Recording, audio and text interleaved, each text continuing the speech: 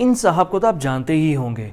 Unique bowling action, Pakistan team के लिए भी अच्छा खेले और 2008 में आईपीएल कप में राजस्थान रॉयल्स के लिए खेले, जो ना सिर्फ राजस्थान रॉयल्स ने जीता बल्कि ये लीडिंग विकेट टेकर होने पे पर्पल कैप भी ले चुके हैं। और वो अभी भी रिटायर नहीं हुए, बल्कि इस दफ़ा कोयटा ग्लैडिएटर्स के लिए पीएसएल में खेले। पीएसएल के ड्राफ्ट सिस्टम में वो सिल्वर कैटेगरी में आते हैं, यानी कि 19,000 से $50,000 तक की कैटेगरी में। अब अगर मैं आपको बताऊं कि इसी साल पीएसएल की सिल्वर कैटेगरी के बराबर 35 लाख रुपए की रकम पाकिस्तान में एक स्पोर्टिंग टीम को मिली है, एक ऐसी स्पोर्ट के लिए जिसे शायद आप जानते भी ना हो कि एग्जिस्ट करती है। फ्री फायर, एक सेल फोन पे खेले जाने वाली गेम, यानी कि टू यूज़ वेरी पेंडू मैट्रिक्स, पाकिस्तानी ई स्पोर्ट्स 2022 के सुहेल तनवीर के लेवल तक पहुंच चुकी है। लेकिन अब देखते हैं कि क्या ये 2022 के रिजवान के लेवल तक पहुंच पाएगी। आइए देखते हैं पाकिस्तान ई स्पोर्ट्स की इमर्जिंग इंडस्ट्री को in profit explains.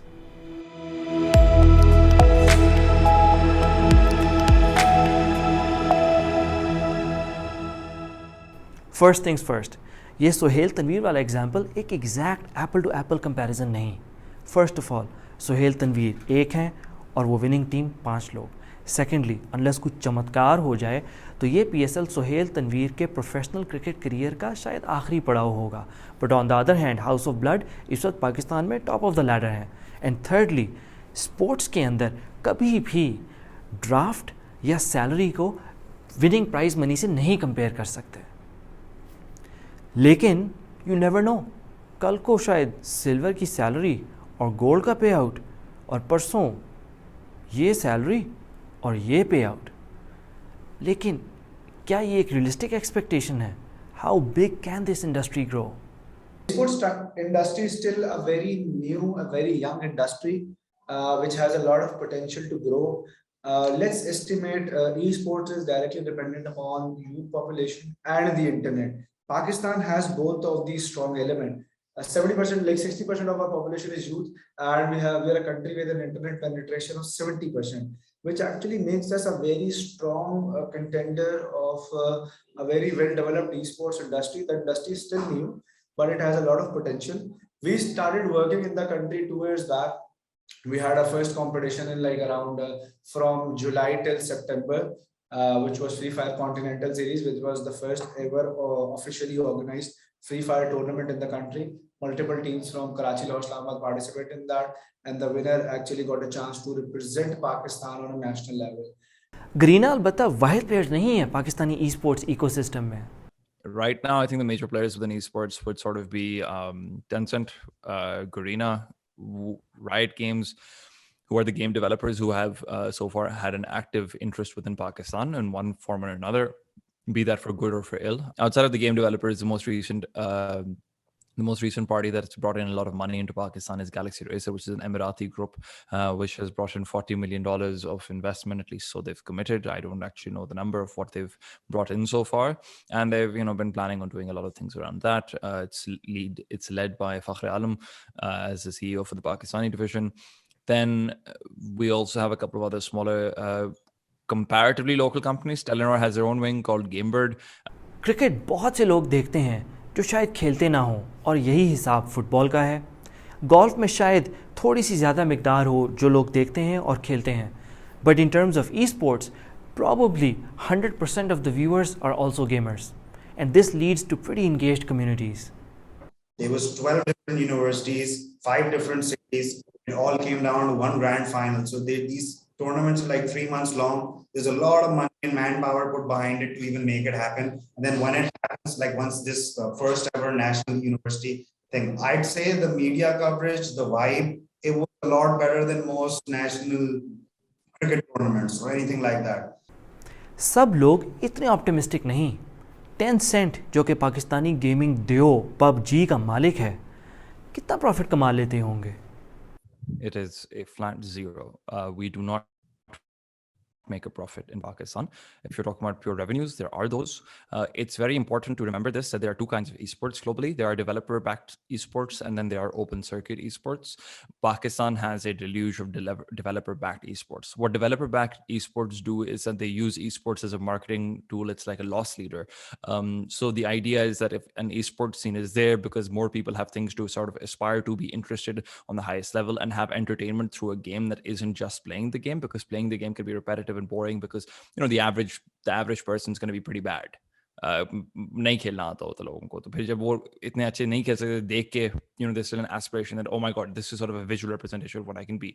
So on average, people who consume esports for a developer, from a developer's perspective, they're more likely to keep playing for a longer time. लेकिन क्या e sports को पाकिस्तान में full time career बनाया जा सकता है? Is the market big enough for that? And esports for us, it's not really e-gaming. It's a professional lifestyle. Our players, for us, are athletes. We give them the VIP treatment. Right now, the winners are being like pushed by Bold, TTV, Dawn, 10 Sports. All of them want exclusive interviews with the winning team. Because fine, they won the prize pool of 1 crore. But now the team kind of goes on to FFWS, which is Free Fire World Series. And that prize pool is $2 million. So that's like 35-40 crore. That's life-changing for these Pakistani kids. They can actually come back and revolutionize the esports industry on their own. Again, everyone isn't that optimistic. If you're making, for me, I think professional key range is, between, where you're making not from prize money. Prize money is an entirely different thing. I do not count prize money in this, but purely off of salary and sponsorships and endorsements, you're making at least, 80 to 85,000 a month. Because that's sort of from anecdotal and from talking to parents and from talking to industry people, that's sort of the mark where I think that people can justify that, okay, for a year, I'm not going to go to university. For a year, I'm not going to go to school, potentially, though school is always harder. Semi-professional for me is anything sort of above, including prize money, anything above 15 to 20,000 a month. And then anything underneath that, including prize money, is amateur for me. लेकिन e sports के sphere में सिर्फ professional gaming ही नहीं आ जाती, बल्कि e sports adjacent industries भी आ जाती हैं, जैसे कि स्ट्रीमिंग, जो कंटेंट क्रिएशन की साइट पर भी आ जाता है. डेली लाइव स्ट्रीम है, अपलोड में आजकल काइंड ऑफ मैं लेजी हुआ हूँ, लेकिन हाँ ये है कि वीकली होती है. It's around 1 lakh, but it's not consistent, लेकिन इट्स अराउंड देयर. कभी कभी ज़्यादा होता है, लेकिन कभी कभी it can go really low, it can go. लेकिन हाँ ये है कि वो फिर आपके ऊपर होता है. ऑफ कोर्स बंदा हाथ पैर तो मारता रहता है, कुछ ना कुछ करता रहता है, बंदा को और काम कर लेता है. So again, everyone isn't all that optimistic. Anyone who says that this is a viable career path, this is survivorship bias.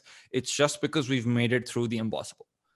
Streaming is so hard, especially for Pakistanis, because we can't stream on Twitch, which is the best platform for streaming. Because, so for context, Twitch has servers in Singapore, which are the closest servers to us, but they're too far away to have the highest quality of streaming, A. And B, which is that you're competing with the entire world for streaming. Because Pakistanis speak English. Most of the people who would be watching your stream, they speak English. So you're competing for attention in a live stream where people can only choose to watch one thing at a time. So you're competing for attention with like the biggest streamers in the world. It's really difficult. You need to be really entertaining. You need to be really charismatic. You need to also generally be really good at a game to the point. And normally, like the safest way of going to stream is if you've become a professional player and then you stop being a professional player and then you continue to stream as a personality. That's just, again, safest way of doing it. Streaming is really hard. Being a content creator is really hard. It's very unlikely that someone's going to make it. And if they want to do it, they should do it for fun. They should do it as a hobby. And if they just happen to become big enough, then they've become big enough. Most of the times, though, I would not recommend it. It is not a viable career path. We could, however, I will say this, we could, however, like very feasibly have like 100 to 300 people doing that. But 100 to 300 people is a very low amount of people. I would not say it's a viable career path at all, though. Like, don't do it. Do it as a hobby. If it works out, then do it. But don't ever go full time on it unless you're already making money. Constraints तो हैं, लेकिन e sports के ज़्यादा tournaments भी आ रहे हैं और उन टूर्नामेंट्स की प्राइज मनी भी आहिस्ता से बढ़ रही है. एडवर्टाइजर्स ही किसी स्पोर्ट की इकोनॉमिक्स को सस्टेन करते हैं और वो फॉलो करते हैं व्यूइंग पब्लिक के नंबर्स को. अगर ज़्यादा लोग कैजुअली ई स्पोर्ट्स देखने लग जाएं तो शायद मुस्तकबिल के ई एथलीट्स वाकई पीएस और ड्राफ्ट पिक्स के साथ कंपेयर किए जाने लगे.